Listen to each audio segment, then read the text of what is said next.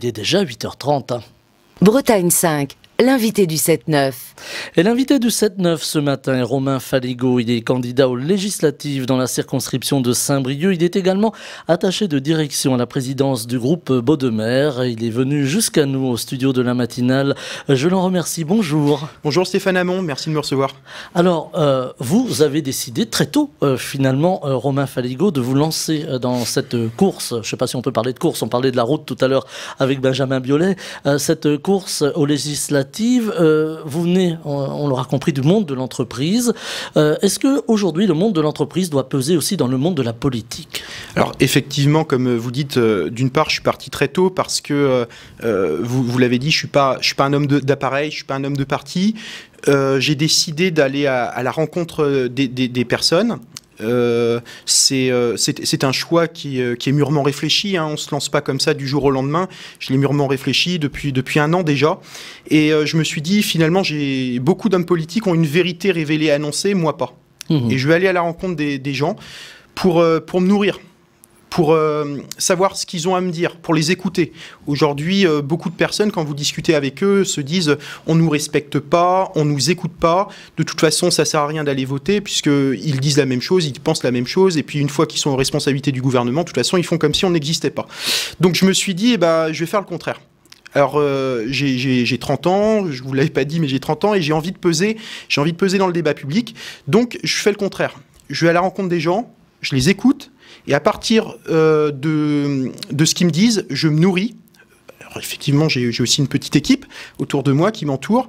Et avec toutes les informations qu'ils me donnent, on est en train de construire un programme. Et on a décidé de travailler sur le long terme. C'est pour ça que j'ai décidé d'aller relativement tôt.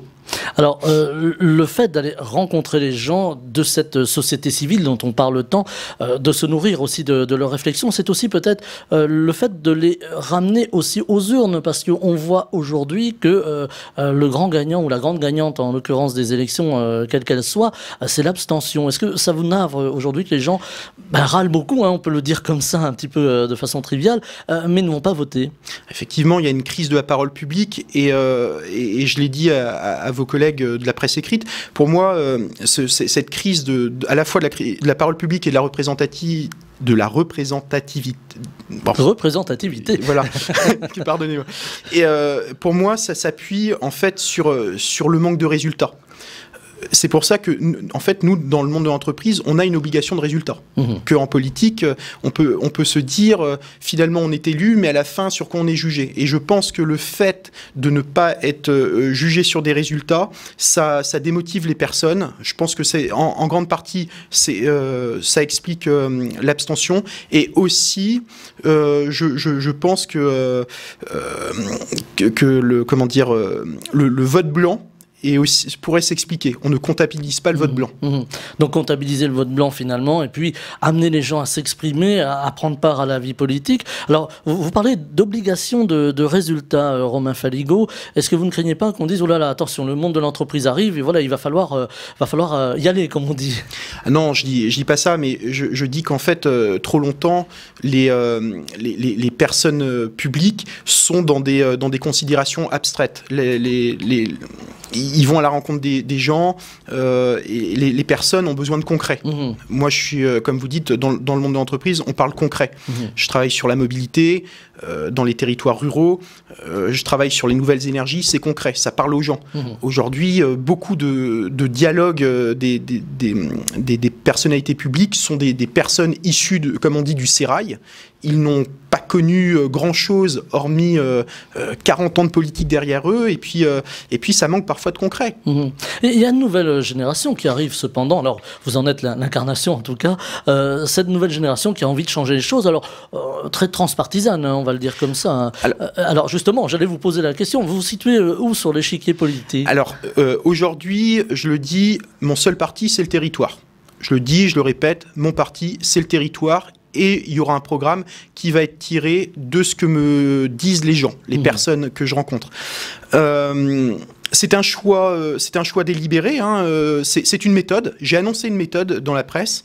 J'ai dit que je partais tôt pour justement rencontrer un maximum de personnes, qui peut aller du président directeur général à l'ouvrier, du pêcheur, à la profession libérale, des travailleurs de la pauvreté, parce que trop de fois on les oublie, et pourtant il y a une véritable vie qui s'organise autour du secours catholique, du secours populaire, Emmaüs, et ces gens-là, on les oublie trop.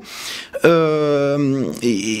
je pense que quand on a mon âge, à 30 ans, on a envie de bousculer les choses, on a envie de s'impliquer, mais comme je vous dis, de manière tout à fait humble, et de pas dire j'ai une vérité révélée, je vais vous la dire, et ça va être la bonne parole. Alors, vous venez du monde de l'entreprise, on entend beaucoup parler des entreprises aujourd'hui, alors certains les pointent du doigt, voilà, les profits, etc. Les autres disent, voilà, les entreprises, elles ont du mal à recruter, il y a trop de contraintes, il y a trop de... Est-ce que, j'allais presque dire, l'homme politique que vous devenez va être obligé de prendre ces paramètres en compte? Effectivement, alors on est obligé de toute manière d'écouter tout le monde. Ça, c'est ce que comme je vous dis, dans l'entreprise, il y a toujours le temps du dialogue, de la concertation et enfin la prise de décision. J'ai décidé d'être sur cette méthode-là, écouter un maximum de personnes. Ensuite viendra le temps de la concertation et puis le temps de prise de décision. Mais comme vous dites, il y a deux sortes d'entreprises. Il y a les entreprises du CAC 40, effectivement, où il y a des très gros profits, avec souvent des sociétés qui sont multinationales et qui peuvent, à certains endroits, ressembler à des États. Et puis, il y a les entreprises, comme celle dont je fais partie, qui créent de la richesse sur le territoire, qui est engagée dans la RSE, la responsabilité sociétale des entreprises, qui met en avant l'égalité femmes-hommes, qui va donner une place particulière aux personnes handicapées et qui se dit finalement le monde d'entreprise doit avoir un sens. Créer de la richesse pour créer de la richesse n'a aucun sens. Créer de la richesse, l'épanouissement des collaborateurs, l'égalité homme-femme, donner la place à chacun dans le monde de l'entreprise, ça a du sens. Voilà, c'est-à-dire essayer aussi de renouveler cette image de l'entreprise qui est souvent pointée du doigt. Justement, les gens aujourd'hui, bien le monde de l'entreprise est un peu faussé parce qu'ils pensent souvent aux grandes entreprises. Hein, vous y faisiez allusion à l'instant, Romain Faligot, aux grandes entreprises du CAC 40. Comment aussi réconcilier peut-être les électeurs avec l'entreprise? Parce que là aussi, on dit souvent, ben oui, il y a les politiques, il y a les grosses boîtes, et puis nous, on est là au milieu. Bon. Alors, je sais pas s'il y a...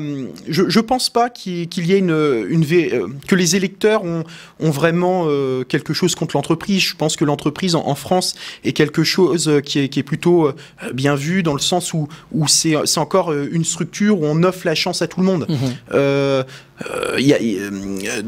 Moi, je crois beaucoup au travail et je vois que dans l'entreprise, si on travaille dur, c'est encore l'endroit où on donne une place particulière au mérite. Alors justement, le mérite, on a l'impression aujourd'hui que dans nos sociétés, on l'a un petit peu oublié. On ne parle plus du mérite. Autrefois, quand on allait à l'école, alors je ne vais pas faire vieux quand même, mais j'ai connu ça, on donnait des bons points. Voilà, vous travaillez bien, on donne des bons points, puis on aide ceux qui ont un peu plus de mal. Est-ce qu'aujourd'hui, il faut aussi remettre la solidarité et en même temps le mérite, j'allais presque dire, au goût du jour? Bien sûr, je pense que les gens sont démotivés. On est dans une société où il y a un manque de respect, les gens ne se sentent plus respectés, le travail n'est plus considéré, et je pense que donc les personnes ont besoin de repères. Et le travail, le monde de l'entreprise, mais comme d'ailleurs le travail associatif ou le travail dans la fonction publique, parce moi je viens du monde privé, mais il faut aussi parler aux personnes qui servent l'État. Les services de l'État, c'est très important. J'allais y venir, mais vous m'avez devancé, et c'est très bien. Je pense que l'important, en fait, c'est de trouver du sens dans ce qu'on fait. C'est et la réconciliation en fait viendra par le sens qu'on va retrouver dans les activités qu'on a au quotidien. Alors on voit aujourd'hui beaucoup de nos concitoyens qui se plaignent en disant bien voilà on n'a plus de services publics dans les campagnes, nos territoires sont délaissés. Alors les communes font ce qu'elles peuvent avec les moyens qu'elles ont. Est-ce que là aussi il faut trouver cet équilibre public-privé? Alors je suis bien placé pour vous le dire parce que dans la fonction que j'occupe dans le monde de l'entreprise, je travaille justement sur des partenariats privés-publics pour apporter des solutions de mobilité dans les territoires où justement il n'y a pas de mobilité.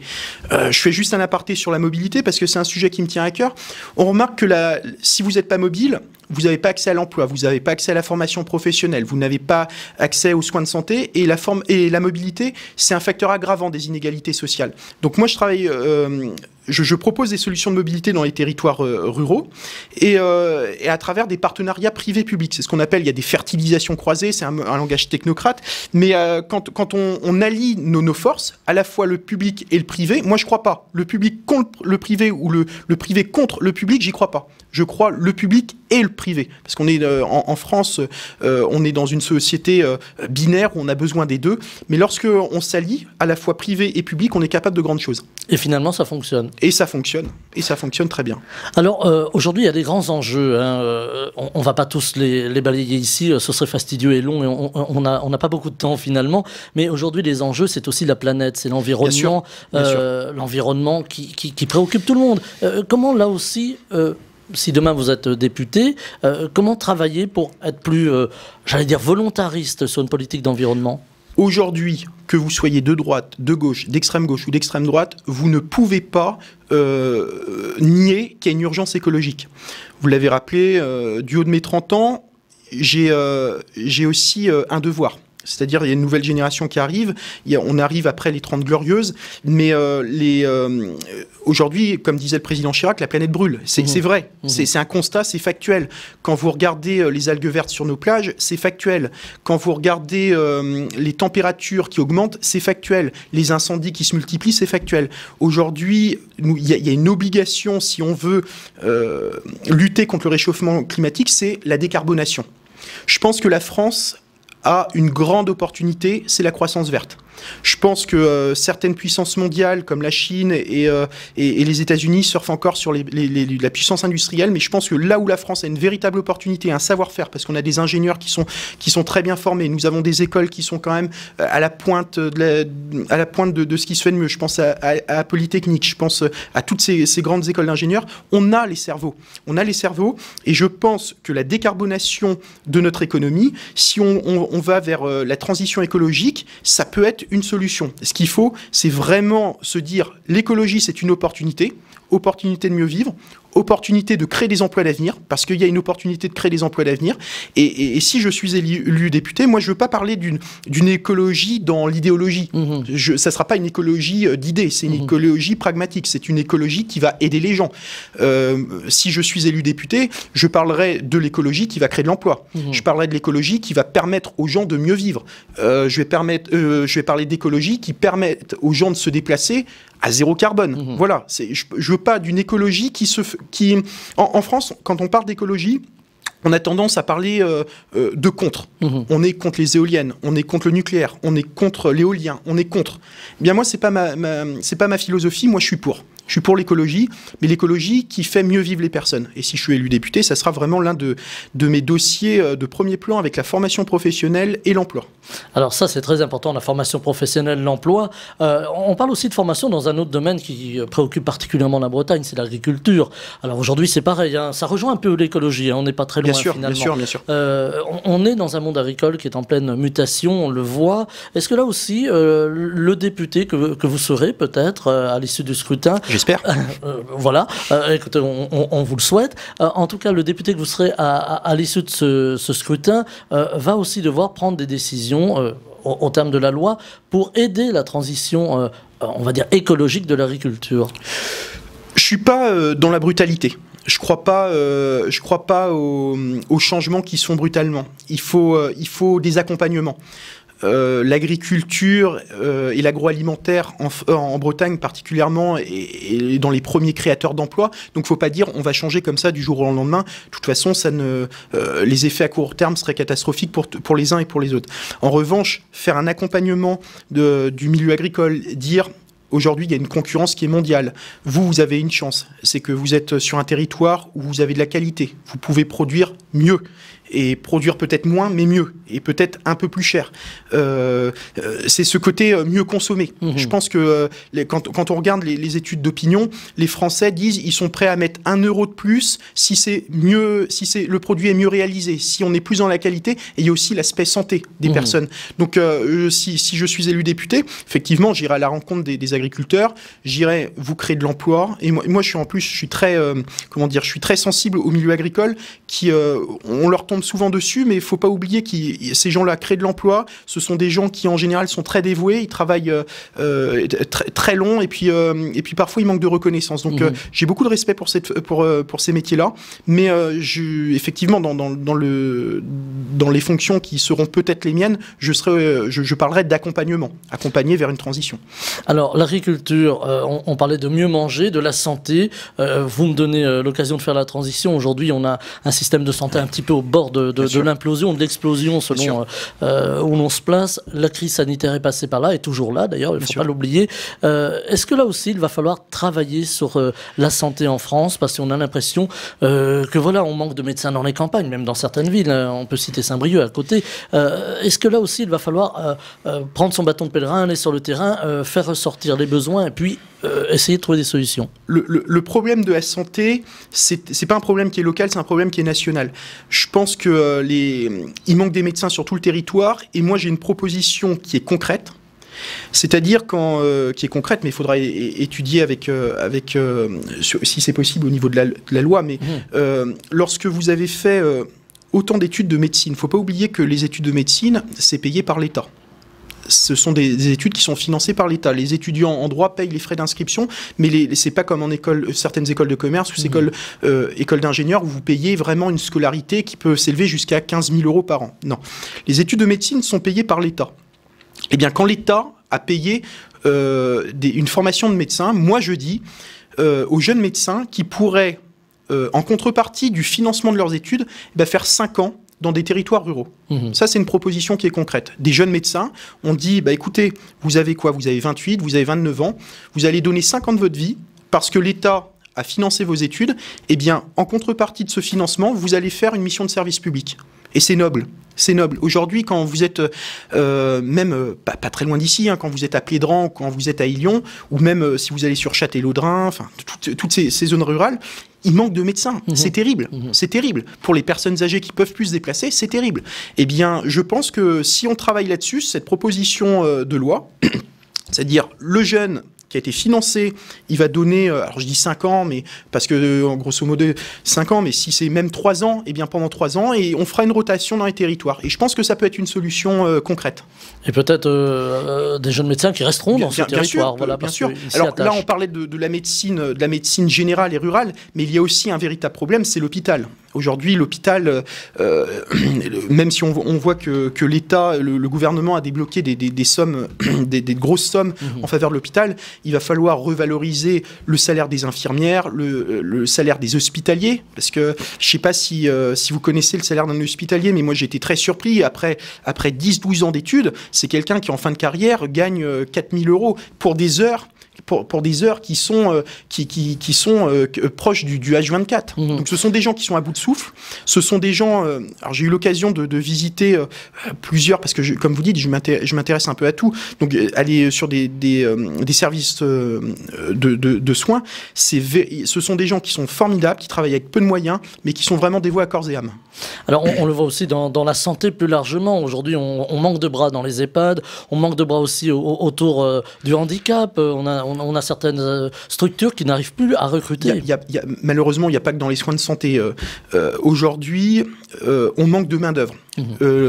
C'est vrai pour la santé, c'est vrai pour la restauration et l'hôtellerie. Dans l'hôtellerie, aujourd'hui, il manque 140 000 personnes. Dans la mécanique et la carrosserie, que moi je connais bien, puisque le groupe Bodmer distribue de l'automobile sur les 1500 collaborateurs, il manque à peu près 150, c'est 10% de nos effectifs. Il manque des mécaniciens, des carrossiers, des peintres. Donc il y a un véritable problème, en fait, des métiers professionnels. Et moi, je veux dire que les métiers professionnels sont beaux. Sont beaux et protègent à la fois du chômage et protègent de la pauvreté. Si vous avez des enfants et qu'ils ne savent pas quoi faire, je vous le dis, c'est un conseil, qu'ils fassent des études professionnelles, qu'ils fassent des études manuelles. Il existe une intelligence de la main. Aujourd'hui, pendant trop longtemps, on a dit il n'y a que les études générales, académiques, qui rapportent de l'emploi. Et non, aujourd'hui, je suis bien placé pour vous le dire. De formation, je suis juriste, j'ai 6 ans d'études de droit derrière moi. Mais je peux vous dire qu'un juriste en droit, un juriste qui a bac+6 ou bac+7 en droit, quand il commence, il est à 1 600 € net. Un carrossier qui va commencer il va être à 1 700, 1 800 € net, et il pourra négocier, parce qu'on manque de main-d'œuvre. Et je vous parle même pas des métiers de la bouche ou dans le bâtiment aussi. Dans le bâtiment. Qu'est-ce qu'il faut faire? Il faut revaloriser au niveau national ce travail manuel, les formations, revoir peut-être les cycles de formation. Il faut se dire qu'en fait, il y a 2 filières. Il y a l'enseignement général, universitaire, mais il y a aussi les filières manuelles. Et il faut les mettre sur le même pied d'estal. Il ne faut pas dire il y en a une, c'est mieux que l'autre. C'est faux. Il existe... alors, j'ai pas fait cette filière-là, mais je suis le premier à dire les métiers manuels sont beaux parce que ça rapporte de l'emploi. À la fin, il y a de l'emploi. Et finalement, c'est ça, à la fin, on veut travailler, c'est avoir un emploi. Vous faites aujourd'hui des longues études en économie, en droit, en lettres, en psycho, enfin, dans tout ce que vous voulez. L'insertion sur le marché professionnel va être compliquée. Aujourd'hui, je connais des jeunes, ils sont pas encore sortis du système scolaire, ils sont déjà embauchés. Et ils sont mécaniciens, carrossiers, ils sont bouchers. Et ce sont des gens qui, en plus, qui participent à la vie économique de notre pays. Ils créent de la valeur, ils créent de la richesse, et puis certains d'entre eux vont monter leur entreprise. Est-ce qu'il faut alors revaloriser? C'est une chose, on va dire pécuniairement, mais je pense là encore au métier de social, où vous avez par exemple des aides médico-psychologiques qui, au bout de 20 ans, sont toujours à 1 200 €. Voilà, là c'est une réalité. Est-ce qu'aujourd'hui il faut revaloriser d'une façon pécuniaire, mais aussi peut-être, j'allais dire, l'image de ce travail manuel ou de ce travail auprès des personnes. Cette revalorisation, je pense qu'il y a un gros travail qui a été fait par les entreprises. Les entreprises savent qu'on a besoin de métiers manuels et très opérationnels. En revanche, je pense que le travail qu'il y a à faire, c'est dès la plus jeune enfance, et c'est sur les parents. Parce que les parents veulent absolument que leurs enfants fassent de longues études, fassent des études générales. Pour eux, le Graal, c'est le master, le doctorat, alors que je vous dis, un BEP, un CAP, un apprentissage, c'est à l'issue un métier sûr et certain, avec un emploi très correct pour commencer. Bien plus que quelqu'un qui a fait, je vous dis, bac+6 en droit. Alors, il nous reste 5 minutes, ça va aller très vite. Je voulais vous entendre aussi sur la précarité, parce qu'aujourd'hui en France, on est dans un paysage très morcelé, très agressif. Bien sûr. Il s'agit de voir les réseaux sociaux. La France n'a jamais été autant divisée.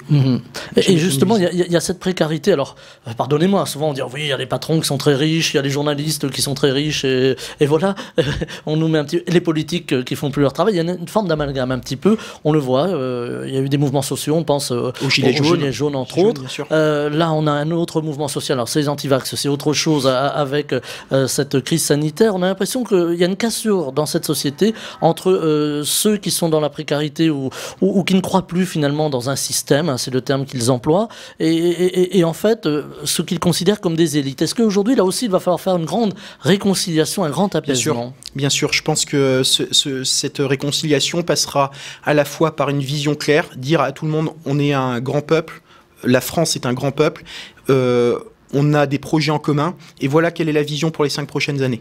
Et je pense qu'en donnant une vision claire, en fixant un cap et en se fixant des objectifs, eh bien ça peut... des objectifs où tout le monde se retrouve. Où tout le monde se retrouve. Vous savez, moi je le dis à chaque fois, mon parti c'est le territoire, mon seul parti c'est le territoire, mais j'ai une devise, c'est liberté, égalité, fraternité. C'est la liberté, c'est la devise républicaine. Et cette devise, on doit s'en inspirer pour retrouver ce qui fait notre grande nation française. Alors justement, notre grande nation française, elle a été un petit peu bousculée ces derniers jours avec cette crise des sous-marins. Alors voilà, crise, j'allais dire presque technologique, politique évidemment, géopolitique. Est-ce que, par exemple, il aurait fallu sortir de l'OTAN, dire voilà, on est dans un autre monde, les guerres ne sont plus là où elles étaient? Écoutez, l'OTAN est une grande institution historique qui, par le passé, a montré toute son utilité. Moi, sur les débats concernant les sous-marins, je préfère laisser ça aux spécialistes. Je ne suis pas un spécialiste, je ne vais pas me lancer dans des questions internationales. Déjà, déjà travailler les dossiers du niveau territorial et les faire remonter au niveau national, c'est déjà très important.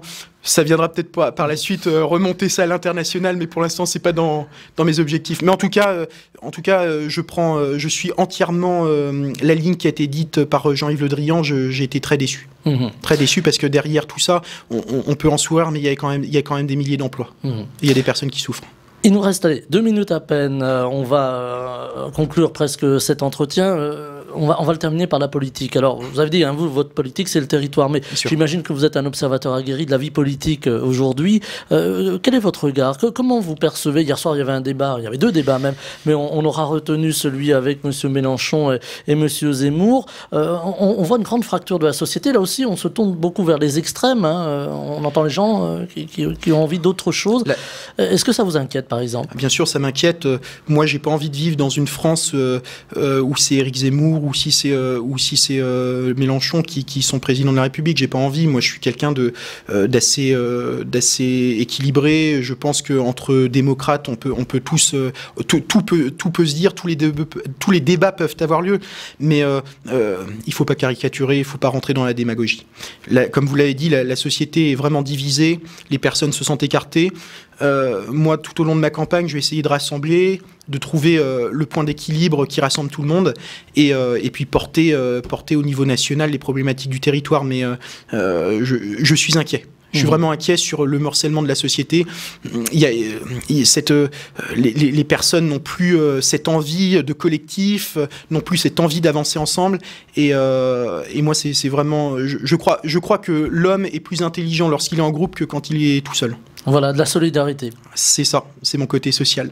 Eh bien, on va terminer là-dessus. Je rappelle, Romain Faligot, que vous êtes candidat aux législatives dans la circonscription de Saint-Brieuc. Vous êtes par ailleurs attaché de direction à la présidence du groupe Baudemer et vous êtes venu jusqu'au micro de Bretagne 5 pour nous parler de cette candidature que vous allez porter. Et on vous réentendra, j'en suis certain. Je vous souhaite une très belle journée. Merci Stéphane Hamon.